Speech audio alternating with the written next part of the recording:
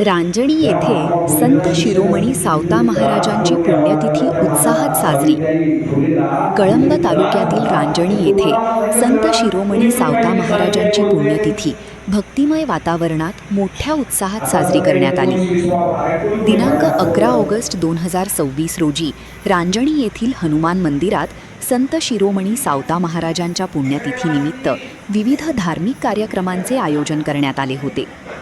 कार्यक्रमाची सुरुवात संत सावता महाराजांच्या प्रतिमेचे पूजन करून करण्यात आली। यानंतर सकाळी 9 ते 11 वाजेपर्यंत ह.भ.प. अरुण महाराज सिंह नगारे बर्दापूरकर यांची अमृततुल्य कीर्तन सेवा संपन्न झाली। आपल्या कीर्तनातून अरुण महाराजांनी संत सावता महाराजांचे जीवनचरित्र, त्यांचे कार्य आणि भक्तिमय विचार भाविकांना सांगितले। यावेळी संपूर्ण परिसर संत सावतामाळी महाराज की जय च्या जयघोषाने दुमदुमून गेला। महिला भक्तमंडळींनी टाळ मृदंगाच्या गजरात सहभाग घेतला, तर लहान भक्तमंडळींसह गावातील भाविक मोठ्या संख्येने या भक्तिमय सोहळ्यात तल्लीन झाले होते। कीर्तन सेवा संपल्यानंतर उपस्थित भाविकांसाठी महाप्रसादाचे आयोजन करण्यात आले होते।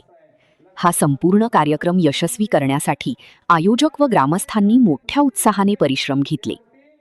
या कार्यक्रमाला सरपंच राजाभाऊ आगरकर, चेअरमन प्रल्हाद गोरे, रघुनाथ गोरे, संजय खडबडे, शरद गोरे, प्रदीप आगरकर, जीवन गोरे, भारत गोरे, ब्रह्मदेव आगरकर, अशोक गोरे, सुरेश आगरकर, कृष्णा गोरे, राहुल आगरकर, सुदर्शन आगरकर, अतुल गोरे, बंडू नाना आगरकर, सतीश गोरे, यादव गोरे, दिलीप कुलकर्णी, कल्याण भालेकर, महादेव राऊत, मल्हारी पांढवळे, बालाजी सौदागर, बबन गोरे, नंदकुमार कोल्हापुरी, महारुद्र ढवणे, गणेश पवार, शिवाजी आगरकर, प्रदीप ठोंबरे आणि राहुल सौदागर यांच्यासह गावातील असंख्य भक्तगण मोठ्या संख्येने उपस्थित होते। संत सावता महाराजांच्या पुण्यतिथीनिमित्त रांजणी गावात दिवसभर भक्तिमय आणि उत्साहाचे वातावरण पाहायला मिळाले। भक्ती, श्रद्धा आणि सामाजिक एकतेचा संदेश देणारा हा सोहळा मोठ्या उत्साहात संपन्न झाला। जोपर्यंत तो स्वतः होत नाही तोपर्यंत त्याला देव दिसत नाही। जो स्वतः देव होतो आणि जगातला देव बघतो, मग काही दिशेला असणारा देव ज्यानं पाहिला त्याचं नाव दास आहे। त्याच्या भावासाठी तो आलाय। अभंगाचं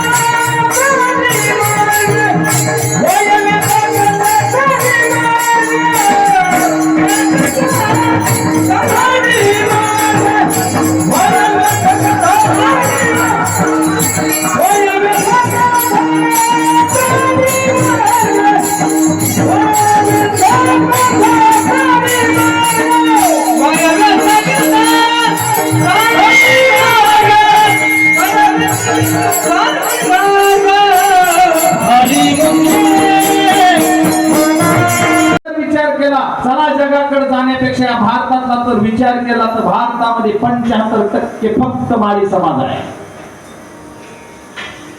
आणखीन माळ्यालाच माहित नाही माळी आहे।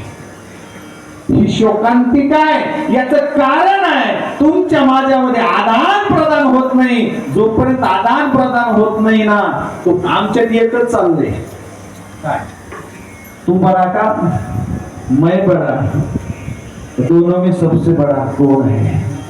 माझं तुझं बडेपण करण्यापेक्षा समाजापुढे सगळेच लहान आहेत आणि आपल्यातला आमदार जरी असला तर वर्गावर बसवायचा का? समाजापेक्षा तो मोठा नाही, समाजापेक्षा तो लहान आहे। समाजाचं आदान प्रदान होणं गरजेचं आहे आणि समाज ज्या दिवशी एकत्रित येईल त्या दिवशी समाजाची उन्नती झाल्याशिवाय राहणार नाही। मंदिर करायला वेळ लागतो तरी काय, मंदिर व्हायला किती वेळ लागतोय? अहो 21 11 हजार आता इथं बसल्या बसल्या जर ठरविलं तरी 2 दिवसात मंदिर आहे। महाराज का त्याच्यातून नशा चढती, नशेपेक्षा चढायचं असलं तर सांगायचं कसलं ठीक आहे। मंदिर बांधलेलं कुणाचा उद्धार झालायचा। अन्नदानेन रडैषी उदरदानेन सदा सुखे, तांबूलदानेन सदा पुरुषत्व, वस्त्रदानेन सदा सुंदरता, मंदिरदानेन भुवन पालकी। अरे ज्याचं घर होत नाही मंदिराला दान दिले की त्याचं घर होत आहे। आणि ज्याची पालखी निघत नाही, ज्याचं नाव मोठं होत नाही, ज्याला नाव मोठं करावं असं वाटतं ना, त्याला पहिलं काम मंदिराला दान दिलं पाहिजे. मी गॅरंटी देतो तुमची लोक पालखी काढल्याशिवाय राहत नाहीत. मंदिराला दिलेल्या दानाची ताकद आहे. म्हणून समाज एकत्रित्या राजकारण खेळलंच पाहिजे. राजकारणाशिवाय ही माणसाची उन्नती नाही. पण राजकारण राजकारणाच्या जागेवर ठेवायचं आणि समाजकारणासाठी एकदम एकत्रित यायचं. विठाला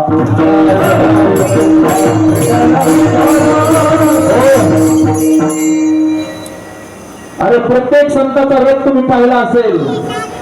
आणि काल परवा दिवशी सावता बाबांचा सुद्धा पंढरपूरहून मालकाचा येणारा रथ पाहिला असेल. किती